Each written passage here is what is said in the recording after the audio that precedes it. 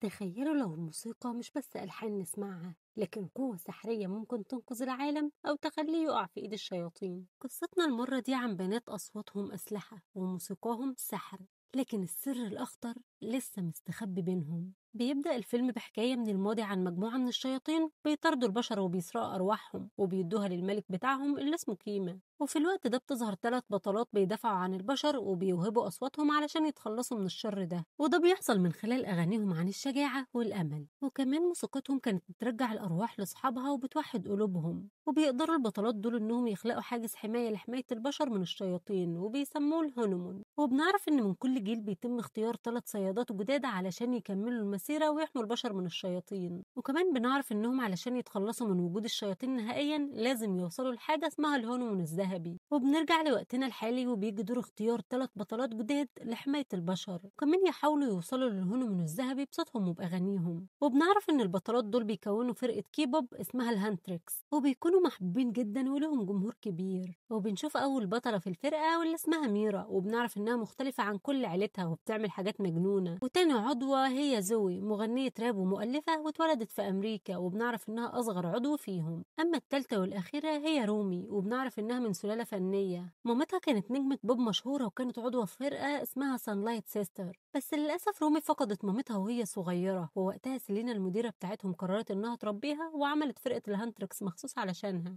وبنروح لحفلة الهانتريكس وبنشوف مدير أعمالهم بوبي اللي بيكون متوتر جدا، وده لأن فرقة الهانتريكس لسه موصلوش والحفلة قربت تبدأ. ولما بيفتح الموبايل بتاعه علشان يعرف مكانهم بيلاحظ إن الطيارة بتاعتهم ماشية في طريق غير طريق الحفلة. وبنروح لطيارة الهانتريكس وبنشوف البنات وهم بياكلوا، بس فجأة بيتصل بهم بوبي وبيقول لهم إن الطيارة بتاعتهم ماشية عكس مكان الحفلة. ولما بيلاحظوا أعضاء الفرقة اللي بيحصل بيكتشفوا إن الاستاف بتاع الطيارة مش بشر عاديين، وده لأن تصرفاتهم غريبة جدا، فبيعرفوا إنهم شياطين. وبيقفلوا البنات مع بوبي وبيحاربوا الشياطين وهم بيغنوا وبيقضوا عليهم كلهم، وبيقدروا يوصلوا للحفلة في الوقت المناسب. بس للأسف بنشوف واحد من الشياطين دي قدر يهرب للعالم بتاعه وبيكون مرعوب إن الملك يخلص عليه. ولما بيسألوا الملك اللي اسمه كيما عن اللي حصل بيحكوا له الشيطان عن كل حاجة، وبيقول له إن الصيادات أقوياء جدا. فبيتعصب كيما وبيعرفهم إن لو الصيادات دول قدروا إن هم يوصلوا للهرمون الذهبي وقتها هينتهوا للأبد. وفي الوقت ده بيظهر شيطان تاني اسمه جينو وبيفضل يغني أغنية معينة. ولما بيسألوا كيما يقصد إيه بالأغنية دي بيقول له جينو إن هو عايز يساعده علشان يتخلص من الصيادات ال3، وبيبدأ يقول له عن الخطة واللي بتكون عبارة عن إنهم هيستهدفوا المعجبين بتوع الصيادات اللي من خلالهم هيقدروا يوصلوا للهرمون الذهبي. ولما بيسألوا كيما هيعمل كده ازاي بيغير جين هو واصحابه شكله لاشخاص عاديين. وفي الوقت ده كيما بيقول لجين ان هو عارفه من 400 سنة وانه ما بيعملش اي حاجة غير اللي تخدم مصلحته بس، وبيسأله ايه المقابل. فبيقول له جين ان هو هيساعده مقابل ان هو يمحي ذكرياته كلها. بعد كده بنرجع للبنات اللي بيكونوا خلصوا حفلتهم وهياخدوا اجازة اسبوعين، بس اللحظة دي بتقرر رومي انها تنزل اغنيتهم الجديدة جولدن. فبتتضايق ميرا وزوي جدا لانها نزلت الاغنية من غير ما تقول لهم، وكمان العرض الترويجي للاغنية المفروض انه هيكون اول يوم اجازة ليهم. وفي الوقت ده بيجي بوبي وبيقول لهم ان الاغنية الجديدة حققت نجاح كبير جدا، فبيروحوا ال3 بنات علشان يجهزوا للعرض الترويجي للاغنية. وبنشوف رومي وهي واقفة لوحدها وبتغني وهي حزينة، وفجأة بتشيل الهدوم من على كتفها، وقتها بنلاحظ علامات زي العلامات الموجودة على الشياطين. وعلشان كده رومي بتلبس دايما هدوم طويلة علشان محدش يكتشف حقيقتها. بس يا ترى أصحابها في الفرقة عارفين حقيقتها؟ وهل هي فعلا شيطانة وإزاي بقت صيادة؟ كل ده هنعرفه لما نكمل. في نص تدريب العرض المباشر رومي صوتها بيروح وفجأة بتعتذر لهم وبتقول لهم يجربوا تاني، لكن برضه صوتها بيروح فبتطلب منهم استراحة 5 دقايق. ولما بتقف تبص قدام المراية بتلاقي ان نقوش الصيادين زادت على جسمها، وتقريبا ده له علاقة بصوتها. فرومي بتترعب جدا وبتسيب العرض وبتطلع تجري. وفي الوقت ده بتفتكر لما كانت صغيرة وسألت سيلينا اللي مربياها اذا كانت الصيادات بتقتل كل اللي عندهم نقوش شيطانية. فسيلين بتقطعها وبتقول لها انها مش شيطانة وانها صيادة زي مامتها ومش شيطانة زي باباها، وبتعرفها ان في المستقبل لما يوصلوا للهرمون الذهبي كل النقوش اللي في جسمها دي هتروح، وبتنصحها انها تخبيها دايما وما تعرفش اي حد عنها. ووقتها بنعرف ان رومي مخبيه النقوش دي حتى على اصحابها علشان ما يخافوش منها. وبنرجع لوقتنا الحالي وبنشوف رومي وهي حزينة علشان ما بتكونش عارفة ازاي هتصلح العالم وتصلح نفسها وهي ما عندهاش صوت.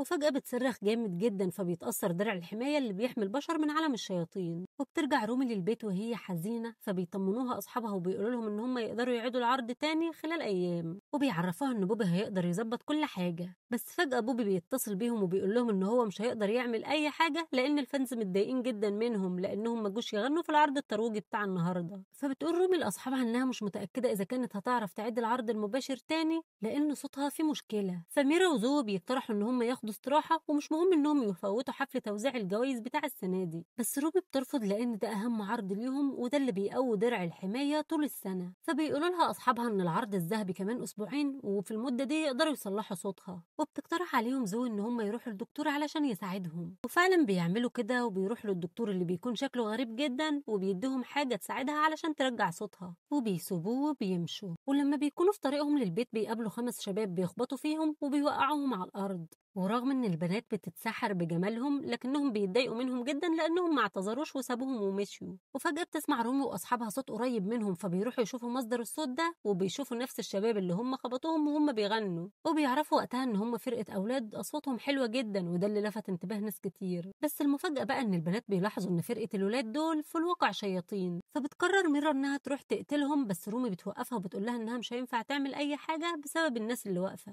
اما فرقة الولاد فبيقدموا اسم الفرقة بتاعتهم، واللي بتكون باسم الساجا بويز، وبيدعوا كل اللي موجودين لعرضهم الليلة.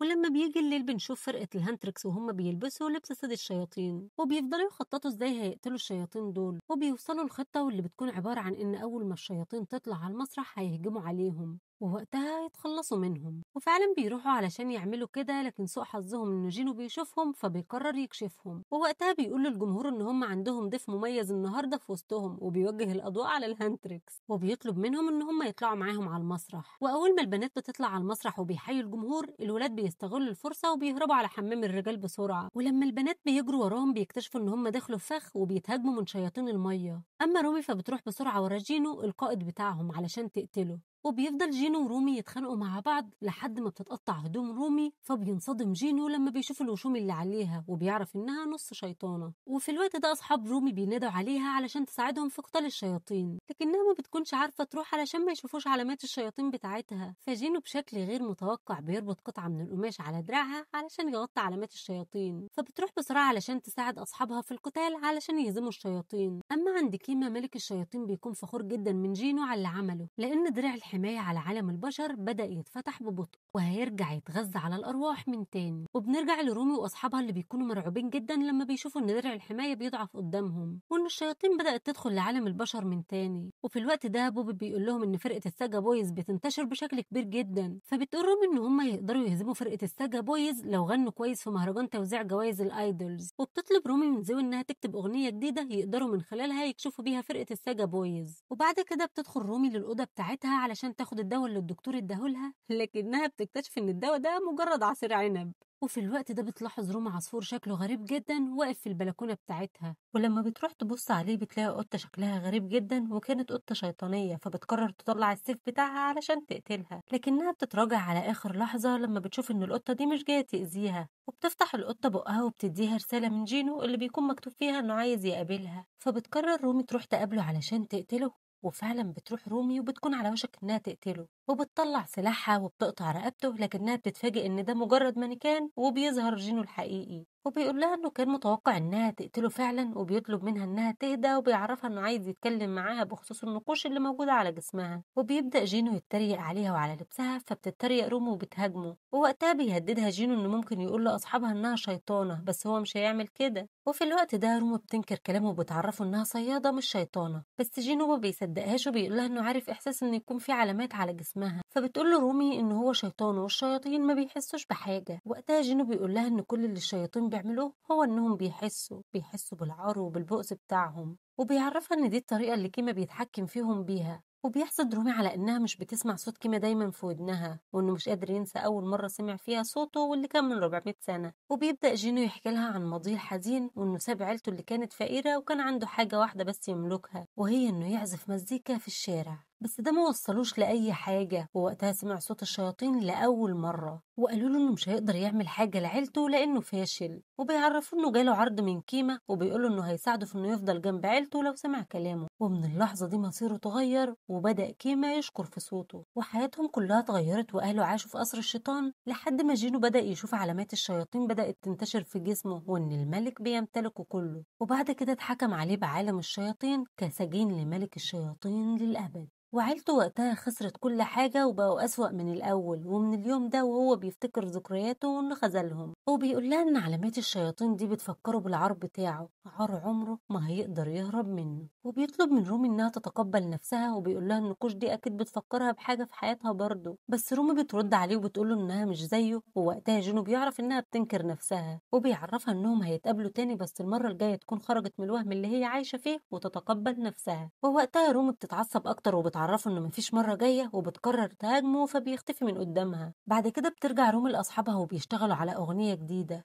وفي البرامج الموسيقية مرة فرقة ساجا بويز يكسبوا ومرة الهانتريكس يكسب، وبيفضلوا البنات يحاربوا الشياطين اللي عايزة تسرق أرواح المعجبين. والمنافسة بين الفرقتين بتكون قوية جدا. وبيجي يوم حفل توقيع المعجبين وبيظهر فريق الساجا بويز، ووقتها المعجبين بينقسموا بين الفرقتين. وعلشان روبي ما تخسرش معجبينهم بتقول إن فرقة الساجا بويز هتقعد معاهم على نفس الترابيزة. ووقتها المعجبين بيرجعوا تاني لأماكنهم، وبيفضل جينو يضايق رومي بكلامه وبيقول لها إنه ما كانش يعرف إن هما يتعاونوا بالسرعة دي. فرومي بتتضايق وبتقول له إنها ما بتتكلمش مع واحد بيساعد ملك الشياطين. ومن الناحية التانية بنشوف ميرا العصبية اللي بتتخانق مع عضو من فرقة الساجا بويز على مين فيهم اللي هيمضي للراجل ده على الجبس بتاعه. ولما بيجي الليل بترجع رومي للبيت وبتقفل على نفسها اوضتها وبتبدأ تغير كلمات الأغنية لأنها حست إن الكلام أثر فيها قوي. ولما بتكون مندمجة في تغيير كلمات الأغنية بتظهر القطة الغريبة تاني وبتديها رسالة من جينو إن عايز يشوفها. وفي اللحظة دي ميرا بتخبط عليها فبتتوتر رومي وما بتكونش عارفة تودي القطة دي فين. ولما بتدخل ميرا وبتشوف كلمات الأغنية بتلاحظ إن رومي غيرتها، فبتقول لها ميرا إنها بقالها فترة متغيرة. لكن رومي بتنكر وبتقول لها إنها غيرت كلمات الأغنية لأنها بتحث على الكراهية وإن ده مش هينفع. لكن ميرا بتتعصب وبتقول لها إنهم بيكرهوا الشياطين وكيمة وإنها بدأت تشك فيها. فبتزعل رومي منها، ولما بتحس ميرا بكده بتعتذر لها وبتقول لها إن من وقت ما فرقة ساجا بويز دي ظهرت وكل حاجة في حياتهم باظت. وبيمر الوقت وبنشوف ان جينو وفرقته بقى يسرقوا ارواح الجمهور بتاعهم باغانيهم وبيدوا الارواح دي لكيما ملك الشياطين، وده خلاه اقوى. وفي الوقت ده رومي بتبعت رسالة لجينو علشان تقابله، ولما بتقابله بتقوله انه في طريقة تانية يقدر ياخد بيها حريته غير انه يسرق الارواح ويديها لملك الشياطين. وبتطلب منه يساعدهم يفوزوا بجوائز الايدلز علشان لما يفوزوا الدرع هيتقفل وده هيضمن ليه حريته، لأن وقتها ملك الشياطين هينفصل بشكل دايم وكل الشياطين هتختفي من العالم تماما. ووقتها جينو بيوافق يساعدهم بإن فرقته تنسحب من عرض الجوائز. وبنلاحظ إن الاتنين بقى عندهم مشاعر لبعض. وبتروح رومي تتدرب مع أصحابها فبتقول لهم إنها مش عايزة تغني الأغنية دي بسبب إنها قاسية ناحية الشياطين. فبتتعصب ميرا جدا لأن رومي في الفترة الأخيرة دي بقت ضد كل حاجة بيعملوها وبتسألها إذا كانت مخبية عنهم حاجة تانية. وفي الوقت ده بيحصل بينهم مشكلة كبيرة وبيلفت انتباههم إن درع الحماية بقى بيضعف باستمرار وإن الشياطين بدأوا يدخلوا تاني لعالم البشر. فبتقول ميرا الروم إن من غير صوتها كل حاجة هتنتهي. وبيجي يوم حفل جوائز الأيدلز وبتوصل رومي وأصحابها وبيقدموا أداء كويس جدا. ولما بتكون رومي بتغني المقطع الأخير بتلاحظ ميرا وزوي إن في شوية شياطين بيخطفوا بوبي، فبيجروا وراهم بسرعة علشان ينقذوه. بس المفاجأة إنهم بيكتشفوا إن ده مش بوبي وإنهم شوية شياطين كانت بتشتتهم علشان يخرجوهم من المسرح. وبترجع ميرا وزوي تاني للمسرح وبيضربوا رومي وبيقطعوا هدومها. ووقتها بتظهر النقوش اللي على جسم رومي، فبتكتشف رومي ان دول شياطين متنكرين في شكل ميرا وزوي وبيظهروا ميرا وزوي الحقيقيين وبيشوفوا كل حاجة. فبينصدموا جدا وبيخافوا من رومي اللي بتحاول تشرح لهم كل حاجة وازاي كانت ناوية تصلح كل ده، لكنهم ما اهتموش بكلامها وبدأوا يوجهوا أسلحتهم ناحيتها. ووقتها رومي بتحزن جدا وبتهرب وبتفضل تعيط وبتدور على جينو، بس للأسف بتعرف إن هو اللي كشفها. وساعتها بيظهر الوجه السيء لجينو وبيقول لها إن كل الحاجات اللي هو قالها لها عن نفسه كانت كذب، وده لأنه كان محتاجها تثق فيه. وبيعرفها إنه هو اللي ساب عيلته وعمل صفقة مع ملك الشياطين علشان يطلع من حياته الفقيرة. وفي نفس الوقت ده ملك الشياطين بيدخل في دماغ زوي وميرا علشان يخليهم يكرهوا بعض. وبيبدأوا الشياطين يدخلوا في دماغ الجمهور وبيتحكموا فيهم وبيخلوهم يروحوا حفلة الساجا بويز. وفعلا كله بيروح وبيسمع لهم، وأول ما بيغنوا كيما ملك الشياطين بيظهر وبيبدأ يسحب في أرواح الجمهور واحد ورا التاني. بس فجأة رومي بتظهر وبتغني أغنيتهم الجديدة اللي اتفقوا عليها، وساعتها بترجع لأصحابها أرواحهم من جديد وبيرجعوا يتوحدوا من تاني وبيحاربوا كل الشياطين. وفي الوقت ده بيروح كيما يهاجم رومي علشان ياخد روحها، بس فجأة بيظهر جينو وبيقف هو قدامها وبيضحي بنفسه علشانها وبيعتذر لها وبيطلب منها تسامحه على كل حاجة وحشة عملها. وبيفضلوا فرقة الهانتريكس يغنوا أغنيتهم، فبترجع كل الأرواح للجمهور من تاني، بيقوى درع الحماية وبيحمي عالم البشر من جديد. وكمان بنعرف كده إن رومي مش شيطانة. وفي النهاية الحكاية دي لسه ما خلصتش، والألحان الجاية مخبية مفاجآت أكبر. بس كده، لو عجبك الملخص ما تنساش تعمل لنا لايك وسبسكرايب وتقول لنا رأيك في الكومنتات، وتتفرج على الملخصات اللي فاتت وتستنى الملخصات الجاية. سلام.